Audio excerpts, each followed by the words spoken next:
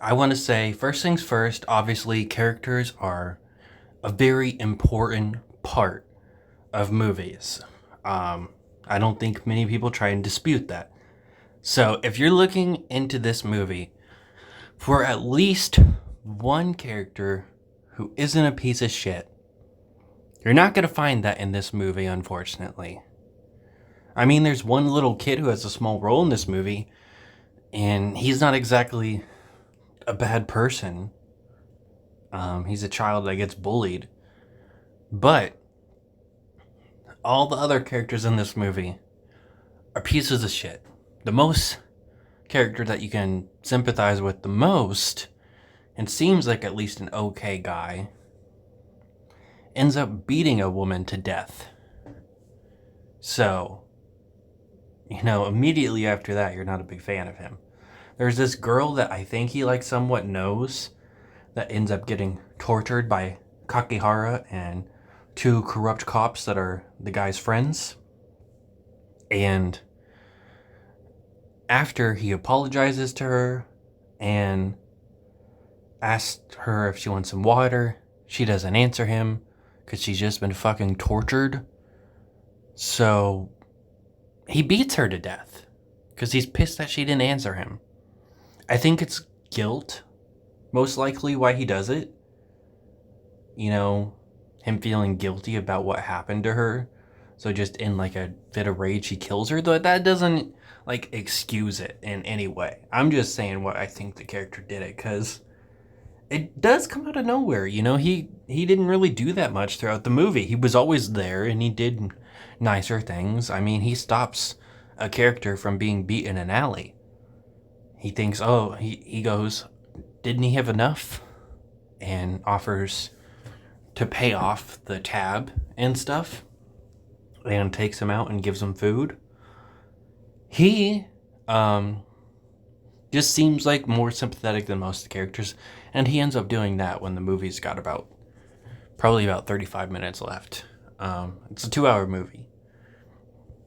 For a good 20 minutes, I didn't realize that Kakihara, the guy that they show the most, the guy with scars on his face, the guy that's on the fucking cover, the guy that steals the show of this movie, isn't Ichi the killer.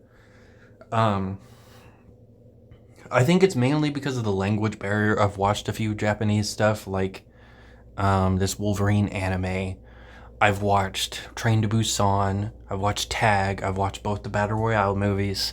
I've seen a few Japanese stuff, and I've been able to follow along with what the plot is doing. With this movie, at times, I was very confused and didn't understand what was going on, but I think that's more of a me problem than a movie problem. They have this other character, Ichi.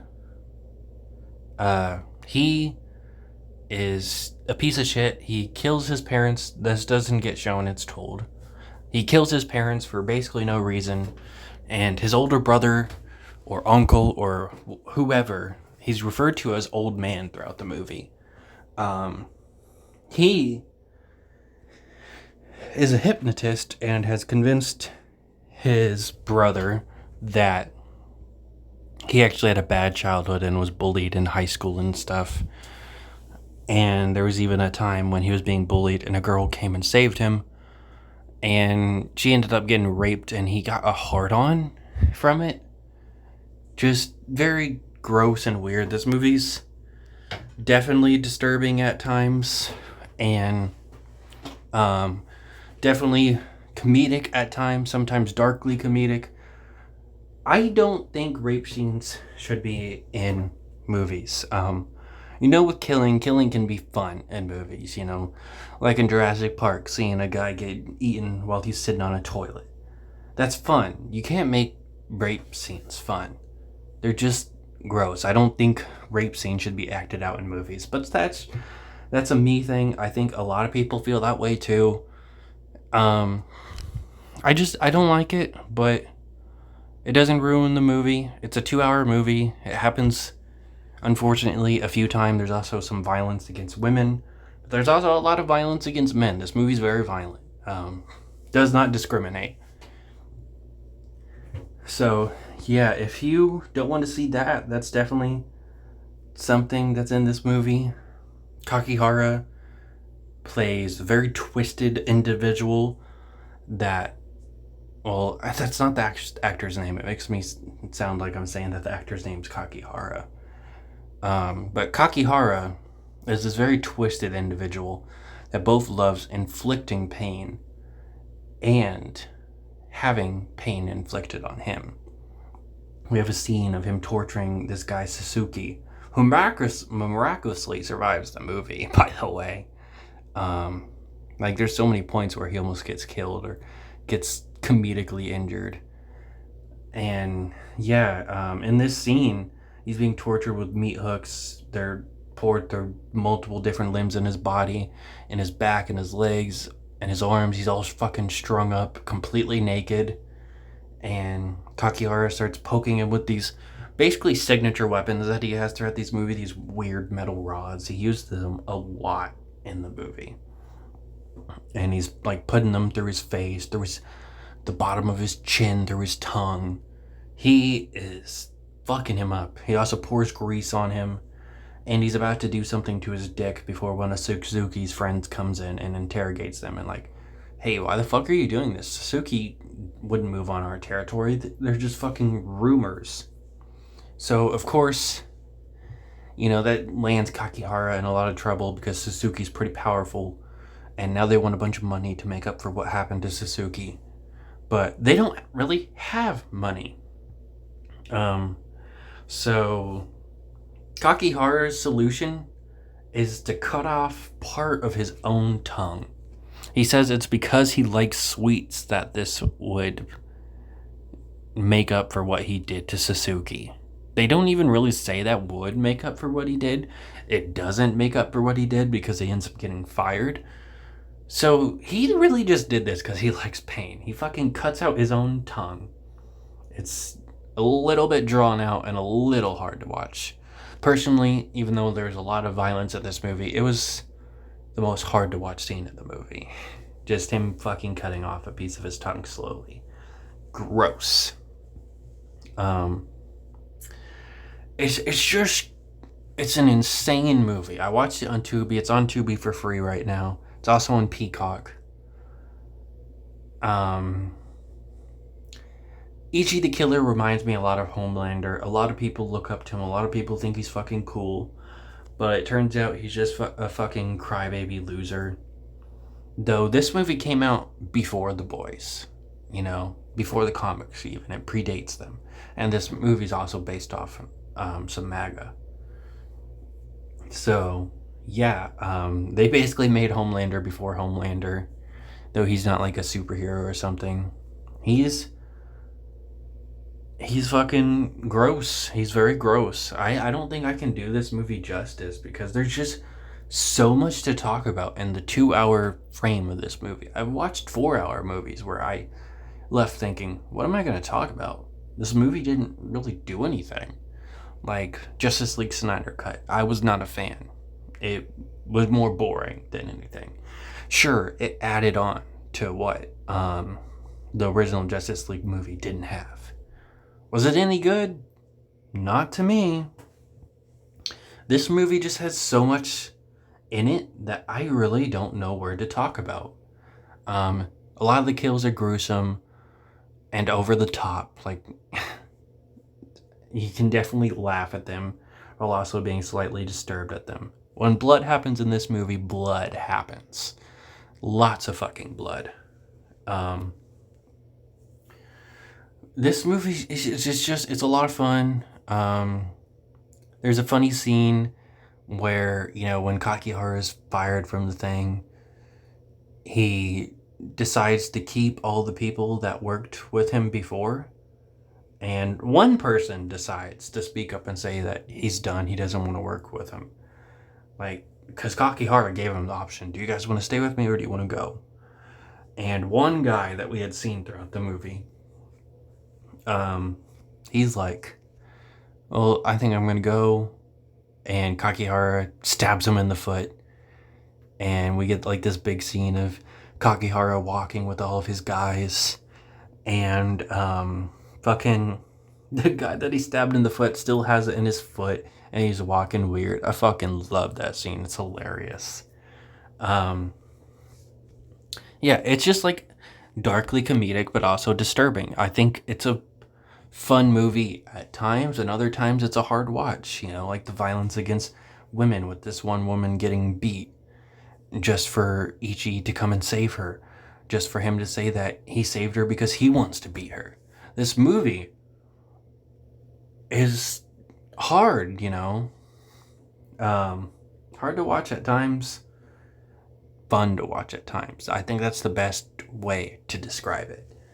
Kakihara, the actor that plays him, just does such a good job. I like this guy, even though he's a piece of shit in the movie. He is so disappointed when he finds out Ichi the killer isn't actually this badass that he was hoped, he hoped him to be. Because Ichi the killer ends up killing the majority of his gang, except for, I think, about 8 people. They just weren't in the room for some reason. Some of them come and see the massacre and they immediately leave. And Kakihara is now only left with one bodyguard and another guy. And the other guy was the guy I previously mentioned, the most somewhat sympathetic character in the movie, who, ends up beating a woman to death. This movie's nuts. There's 2 twins introduced later into the movie. I thought they were kind of fun. Definitely disturbing. There's a funny scene with them where they go to get this guy named Long, and he opens the window for some reason when he sees somebody's outside his window. Really fucking stupid. Which leads to a pretty cool chase scene. He ends up bumping into Kakihara and they get into a little scuffle. Kakihara gets pissed that he's not beating him enough. That is like a very interesting dynamic about Kakihara. I'm not sure if I've talked about this. This is like my 3rd attempt on reviewing this movie because there's so much to talk about. Kakihara is just someone that likes to be beat. We get told that by this one character we had seen throughout the movie. There's just so many characters in this movie, and I don't think any of them were wasted. So the character that we had seen a little bit of, he's a drug addict. He tells Kakihara about Ichi the killer, and he talks about what he thinks Kakihara is. He doesn't think he's a queer. He doesn't admire the boss, and that's not why he's trying to find him. He just likes the way the boss beats him. And yeah, I think that's a really cool way to describe this fucked up character. Kakihara later dates the girl Karen very briefly. But it doesn't work out because she can't beat him hard enough. This movie is insane. It comes to the final confrontation. Oh, there's one other thing I gotta talk about.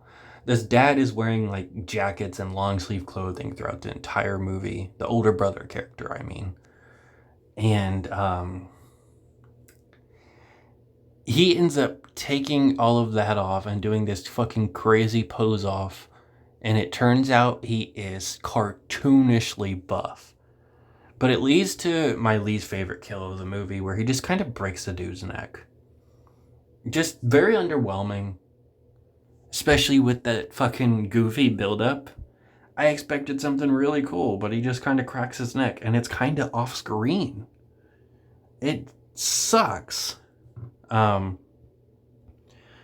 now we're just to the guy that lost his gun, Kakihara, and the twins.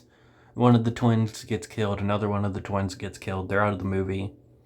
Their deaths are kind of anticlimactic to me. They could have done more with their deaths.